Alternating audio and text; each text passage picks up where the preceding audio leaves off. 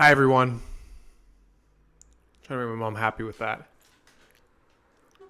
I was saying, hey guys, which feels really natural to me, but my mom gave me the suggestion that maybe I want to say hi everyone. But when I say guys, I don't think of just men or dudes. Is what I wanted to say. I just think of a group of people.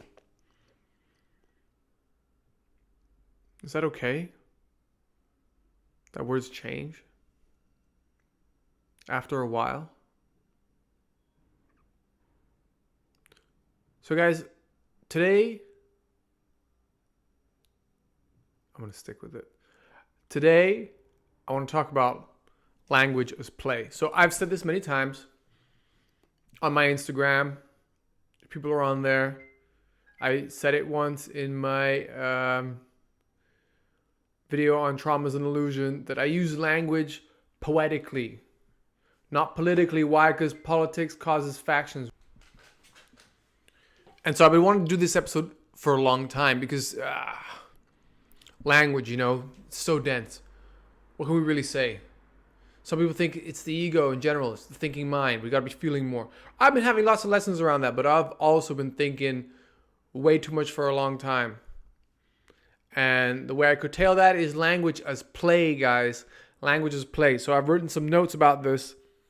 And ultimately in this episode, I kind of want to explain why language is a bit the representation of duality and non-duality.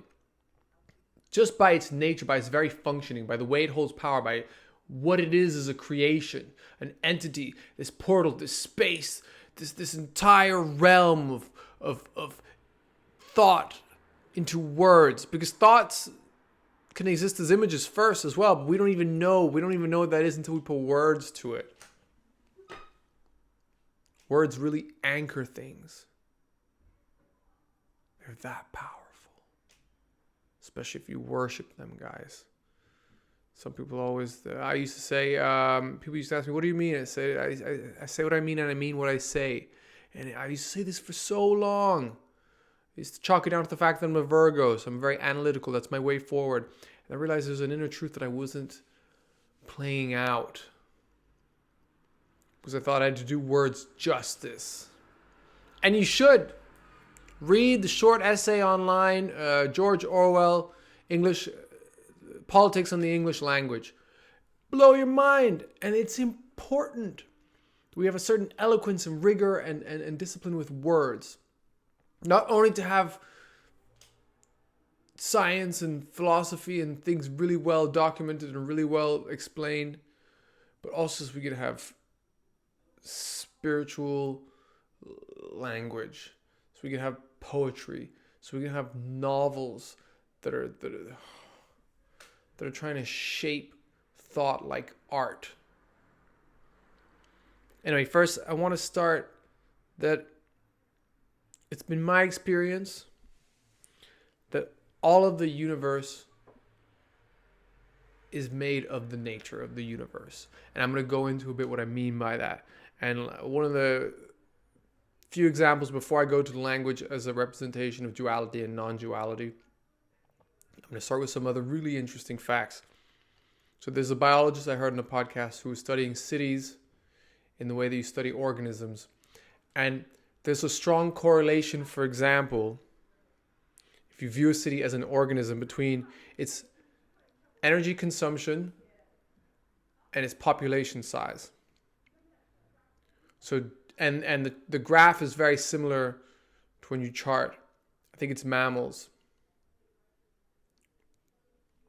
So with mammals at a certain size, there's a huge energy waste. Because, well, when you get to like a medium size, like when they're really small, there's pretty good energy management. But then when you get to a medium size, there's a bit of a waste because there's many more moving parts. And yet there's not a reserve, there's not as big as a reserve of energy in terms of stored fats and stuff. And then when it gets to a larger size, it starts to level out again.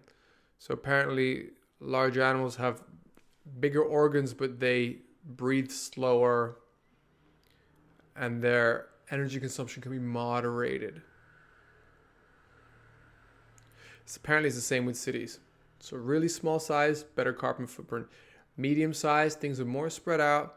There's more moving bits, but there's not as well connected transport. Everybody kind of has their own house with their own stove, with their own fireplace, with their own thing, and it's a separate house, and and everybody has their own car, and it kind of creates a bigger carbon footprint.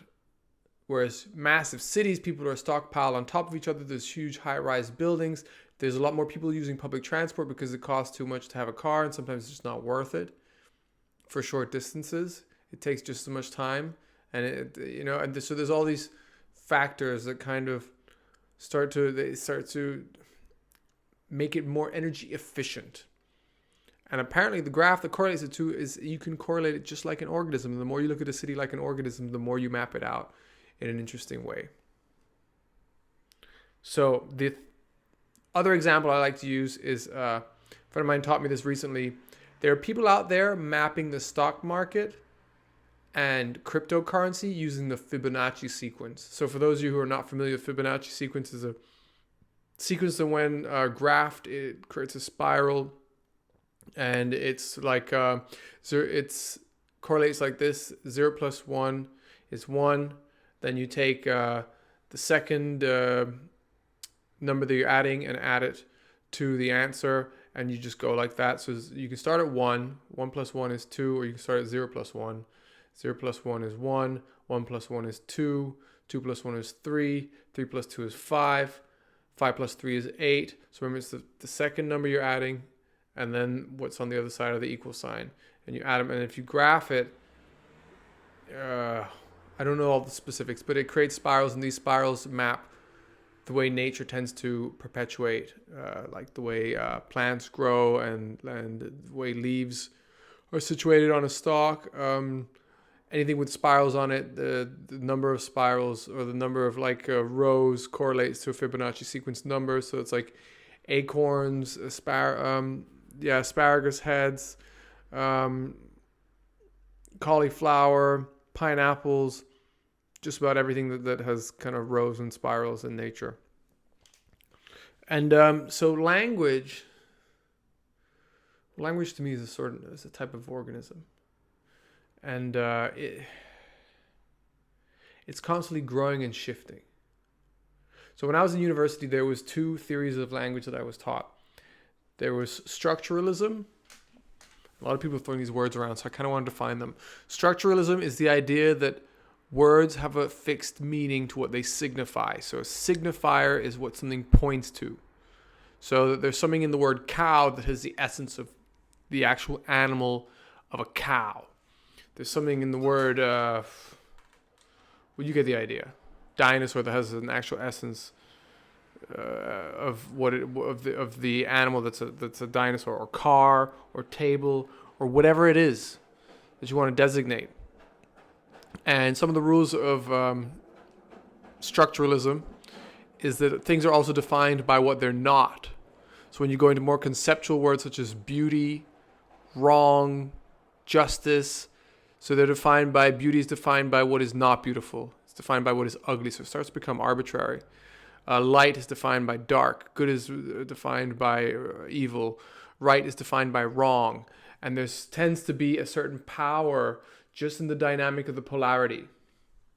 So that's another rule that the guy who came up with structuralism, who was a linguist in Switzerland, Saussure, who never published any of his stuff, but after he died, his students thought his work was so incredible that they went through his library and started to catalog and publish his stuff after he died.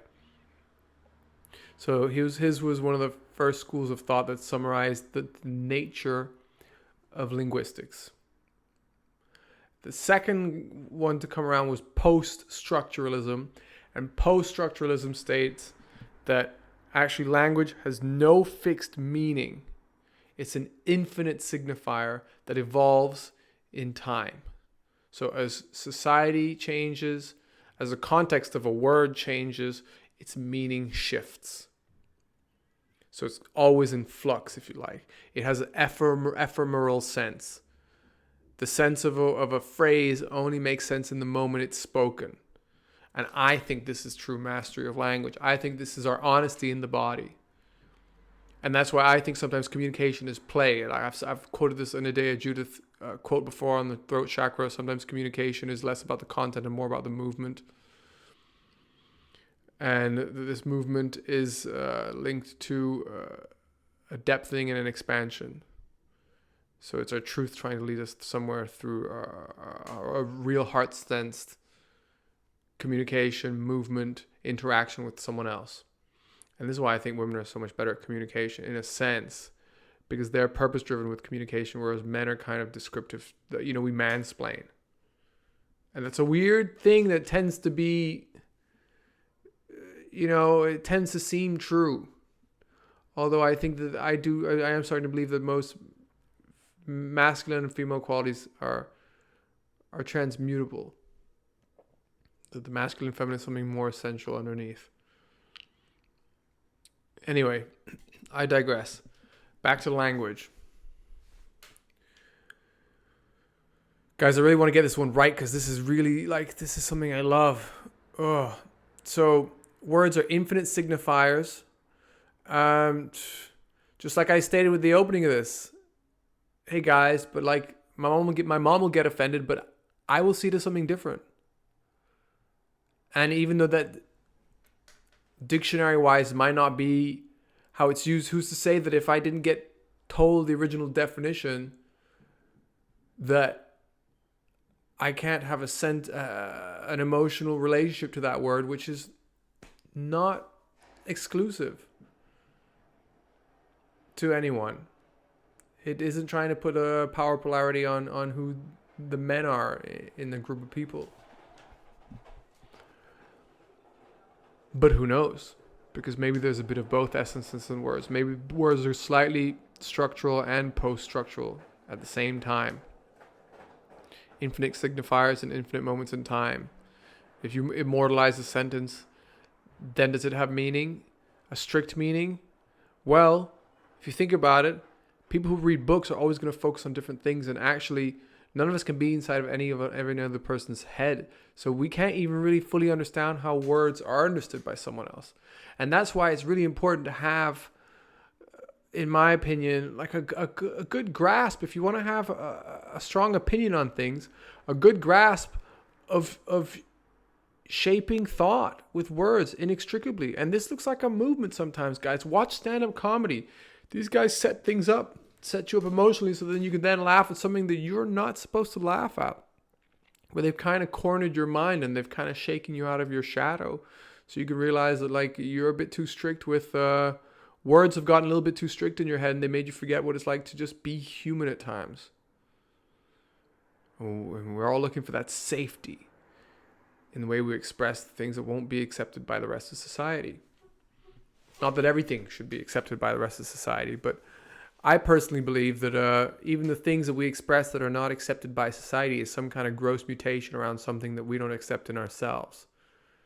And that could probably be reframed and just be seen as the outcome of some human conditioning, some trauma, some pattern inside of us that occurs and has the potential to occur in just about any human being.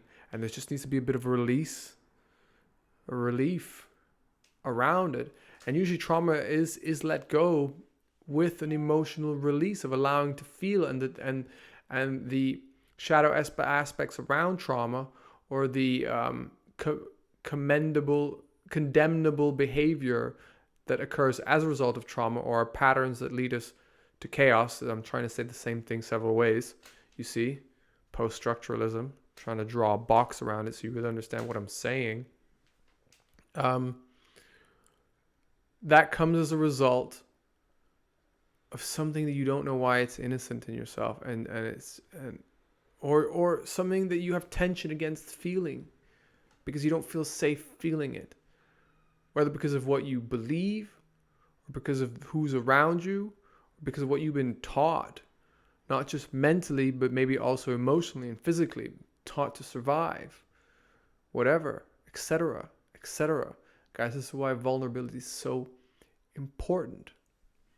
And anyway, I'm going to tie this in to duality and non-duality. So non-duality is the idea of oneness, and it can't be described in language, but if you want to think about it, in a sense, it is the post-structural aspect of language. It is that words are infinite, and if something's infinite, it takes you to the presence, because infinite is uncountable, it's unmeasurable, it is expansion in a number sign. So if you go through life not holding concrete attachment to words, except for a certain vibration that conjures a certain imagery or a certain programming in your brain according to linguistics, there's enlightenment to be had in that. Or at least an awakening. That just because someone in front of you says something doesn't mean they are what they say. In the same way that you are not what you think.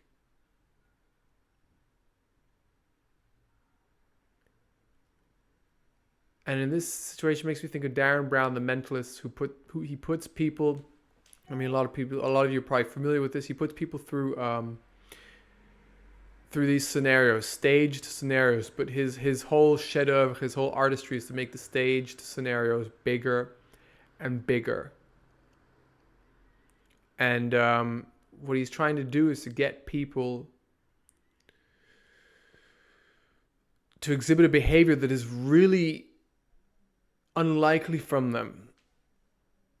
And he does this by staging moments and putting mental cues into the person's head along the way to then prompt their behavior and certain choices later on. And guys, this is why it's important to do gratitude and to program your subconscious with positive ideas, and also to do your shadow work and uncover your childhood, your inner child traumas, because this all leads to new behaviors that we can access. This all leads to expansion and growth.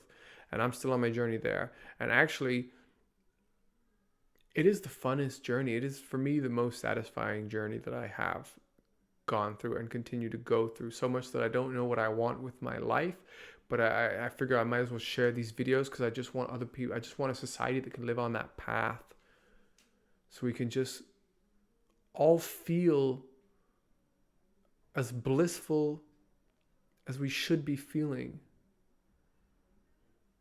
if we had freedom from these things, which tend to lead to addictions, nocive patterns, etc., and just not a state of elation. Anyway, that's another episode. Back to language as play. So I want you guys to think about something. As we grow our sense of responsibility towards who we are and the way we view things, given a certain level of maturity, but also given the way life is mapped out by society and what society calls normal, and how we grow in correspondence to what society expects from us as responsibilities, that changes. The universe is not the same to a 3-year-old as it is to a 10-year-old. It's not the same to a 10-year-old as it is to a 20-year-old. And I believe, like, 10 years is definitely an essential change. But I used to feel, and I went over this with my childhood psychiatrist, and he agreed that every 3 years something fundamental shifts in us. So every 3 years something in us either condenses or expands. Sorry guys, I forgot my good luck mug. So every 3 years something either condenses or expands, or we give a new dimension to it, or it means something slightly different. And I think underneath, like, if our truths are, if the way we express language is also fundamentally linked to a social construct, it's still not going to have its highest resonance. It has to kind of correlate with our most essential self. And that is the self that's connected to everything, although social constructs are always of the nature of the universe as well. Like in the world of law, you'll probably find similar rules as there are in biology and other sciences. Everything kind of has a structure. In philosophy, ideation, whatever. There's patterns that perpetuate because we're all creating institutions out of the same brain, same model of a brain. And so there's always play involved. Nothing is serious. No rules can ever fully define the process of something. You'll see the rules on paper of the way an institution works, and then you realize it's just the same human roles end up in it with a different jargon, different set of like games that they seem to be authority over.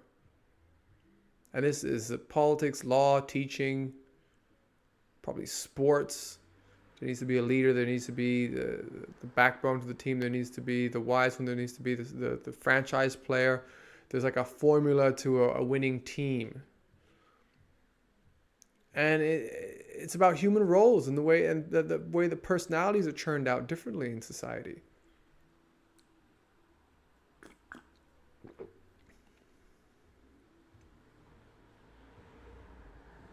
So back to language. Language needs to reflect this, guys. So I'm going to bring up the analogy of Plato and the cave, because I think this is very important. So to Plato, this was an analogy of the cave. It was an analogy of enlightenment. So for Plato, life before enlightenment is like, and I'm not saying that I'm enlightened, but it's a beautiful analogy to play with. And it links to, it's expanded my mind in terms of thinking about language. So his analogy of the life before enlightenment is equal to, say you had, well, in the video I watched, which is like Plato's analogy of the cave for dummies.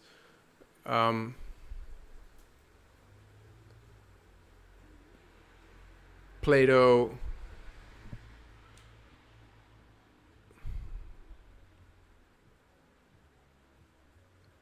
he equates it to, say there's like three guys the back of a cave, chained up, shackled up, facing the wall, the back wall of the cave. And however, where from the position that they're shackled up, they have light coming in through the tunnel, and they can see the projection of shadows onto the wall at the back of the cave as things walk by the cave.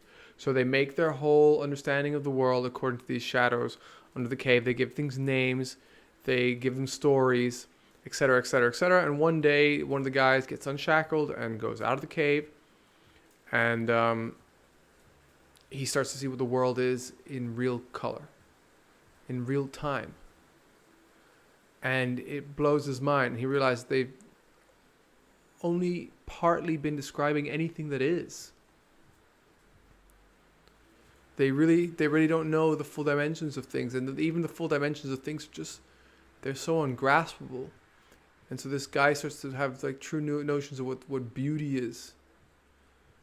But the thing is, when he comes back to the cave and he tries to explain to the other guys who are chained up about everything he saw, it's so much for them to handle, and it's so against what they've been anchoring themselves with in terms of beliefs that they try to kill him.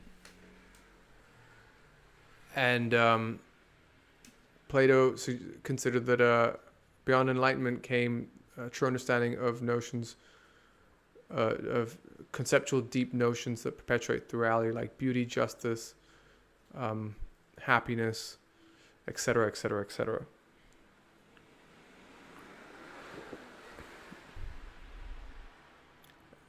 And essentially, these were more senses in the body than things that language could tack down. So language is just kind of a finger pointing to, and not the actual thing being signified. And this is how, well, in Alan Watts, there's analogies like this that talk about enlightenment. And that's why, in a sense, language holds both the essence of duality and non-duality. Because you can consider the thing being named as knowable, or you can consider it as an adequate way of pointing out something to someone in the moment. And just think about it. The world's going to seem different to us every 3 years, if not every 10 years. You can't know what your grandparents know.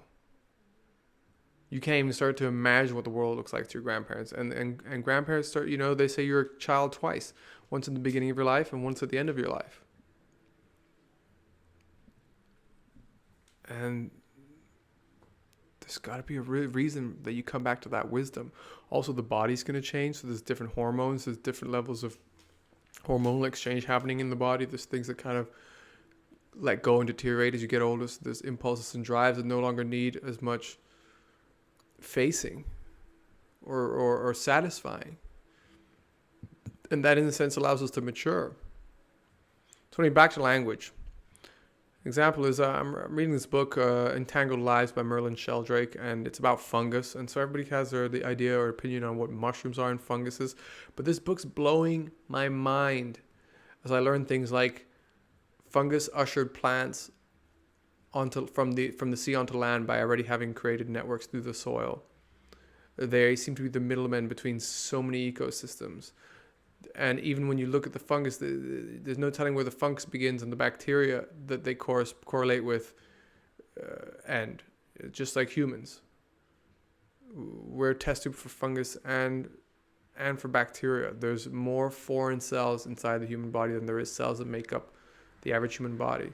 And so we're actually a composite of so many different essences of consciousness that, like, to think I'm a human being and to think that you know what that even means is missing the mark, except for if you want to express just a certain aspect of a moment, which ultimately has as much importance as play because of how significant that'll really be. So really, we're all playing, guys, with language. We're all actors on a stage, playing our part with a script. We're all looking for love and struggling around that. That's what I like to think. And I was making a joke to myself the other day, like, most institutions are an interesting way to make a living. Most interesting ways to make a living at the beginning, at least for men, is a way to feel enough to attract prestige, a mate, have shelter. And then usually as you get older, you want to find yourself in the midst of doing something for the love of the muse. So all your thoughts, all your language, all your ideas start to shift and change. And your idea of love starts to shift and change and correlates towards yourself. Then you realize you're in this divine play. And you're here to be playing with language. You know, at first a tree is just something brown with green leaves on it. And probably a child's idea of a tree is probably more essential than ours for a long time, because as you grow older, you start to learn how many things trees are connected to. They're connected to influencing their biosphere, the niche they're in, the populations of parasites that frequent them. They favor some over others. They compete with each other over light. And also, but they're just a form of life fitting into the space permitted to them, adapting to the other things around them. So tree, it's a game. You and me, we're a game. It's about time we start to model our society with the lightness of knowing this. Because there's too many things that just don't make sense. That are pointless. And yet, that is the play. Because will there ever be a moment where we'll understand how to organize ourselves into a utopia? It's just against our pattern. So yeah, guys, this is my bit on languages play. I'm not going to make it too long this time. I'm trying to make these videos shorter, more succinct. I think I'm at 25 minutes. I hope I did a good job. Hope I left you guys with something interesting there. I'm going to go back to my dad, say hi to him. And I love you guys. Healer Holly, over and out.